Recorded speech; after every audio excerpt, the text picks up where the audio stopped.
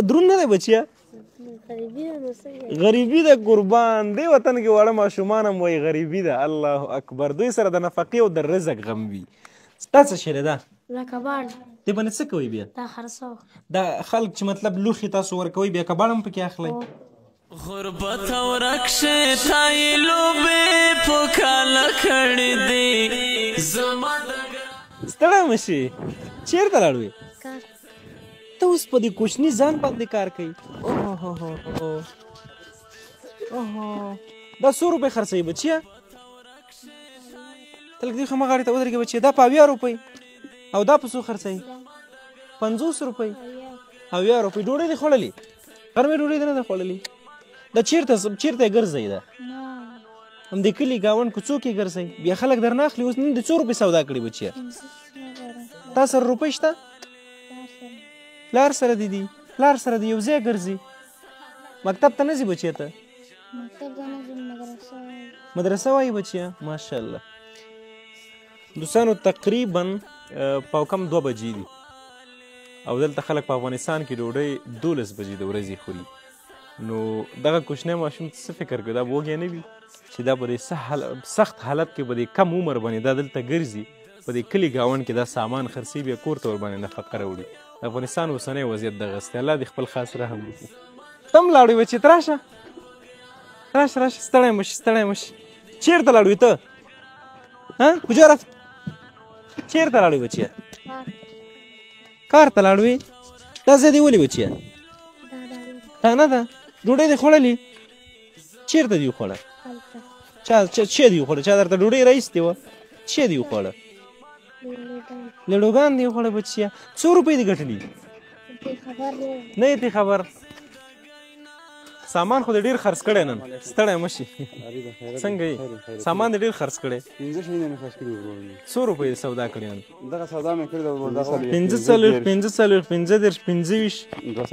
290 دې کې دې ګټه 100 روپۍ کړې یعنې تر 2 بجو پورې دې یوازې فقط 100 افغانۍ ګټلي څومره تعداد یې کور کې کور کې موږ 11 کسان یو 11 کسان او 100 روپۍ بس شکر په دې واسو جو 100 ځله شکر دی 100 ځله شکر دی راکې راته پوه شکر دی دا واړه بچیانو باندې د زړه کېږي چې ځان سره ګرځئ والله که مې زړه په چام کېږي چې ځان سره وګرځو خو مجبوره یم څنګه چلو کوم خو دا سامان ته یوازې نشي کولی چې به د بچیو د مکتب ووایي چې دا بچي را سره نه وي دا سودا چې سهار نه تر مازدیګره ته وګرځېږي 10 روپۍ ته نه څوک نه اخلي خیانه بچی دې دپاره ګرځي چې خلک سودا درنه واخلي په دې ماشومانو یې زړه بد چې خلک سودا واخلي زړه یې بدېږي او بل د ماشومان واړه دي په کورونو نه وځي خاله او ماما او کاکا باندې خرڅوي نو دغه چې بیرون تر مازدیګره چغې ووایم څوک یې نه اخلي رانه د ماشومانو بیا ډوډۍ موډۍ څنګه وه خوړلې والله کوم ته پخلی خو دغه ډوډۍ مسلمانانو د کور نه راته راویستل دغه سره بوسې چا خبره شیراوالو دغه سره بیا وخورو نو کور کې څه پخ کړي دي پوښتنه دې کړې څه شی پخ کړی بچیه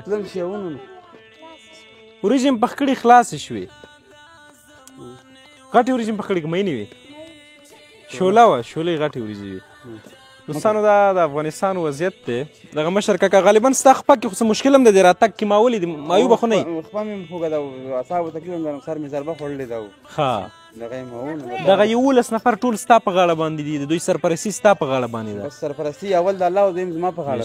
بېشک دا ماشومان چې مکتب کې واچوي ښه نه ده عجیبه به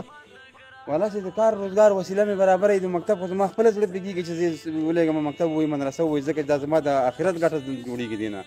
پوه شوې خو بس مجبوره یم لاس دغه نه لرم نو څنګه چل الله دې خپل خیر وکړي الله دې خپل خاص رحم وکړي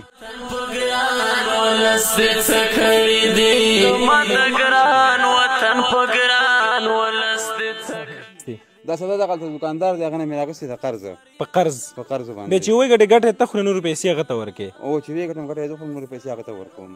لکه دا ټوټل د 100 روپۍ سودا ده دا ټوټل د فکر وکړه چې 15-16 روپۍ سودا یې راکړې ده دا 15 ده ټوله قرض یې راکړې راته او مازدیګر په مازدیګر رانه خپل حساب غواړي دغه کوي الله مهربان څنګه یې بچیه دا دومره ګرځولی شي دروند نه دی بچیه غریبي ده قربان دی وطن کې واړه ماشومان هم وایي غریبي ده الله اکبر دوی سره د نفقې او د رزق غم وي سهار څو بجې وتلی وې له کوره سهار وختي بیا چای کور کې څکئ که بیرون څوک چای درکوي خوړه خلک د باندې خوراک درکوي ډوډۍ چېرته خورئ ډوډۍ ته چا راوباسه خوري غرمه دې چی وخوړه نه دی ده خوړلې 2 بجې د دوستانو اوسه پورې دې ماشوم ډوډۍ نه ده خوړلې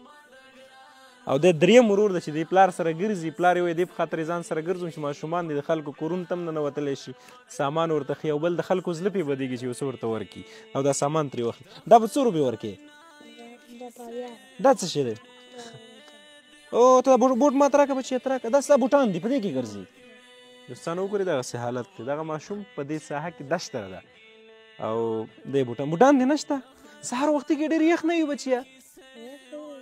په دې یخ کې ځې الله دې خپل خاص رحم وکړي خدای خو مهربان دی بچیه خدای به ټول مشکلات حل کړي انشاءالله دا بیا چې دا سامان چې راوړم دلته کېږدئ بچیه کېږدئ سامان هملته کېږدئ سامان کېږدئ بچیه آفرین راځه راشه بچیه راشه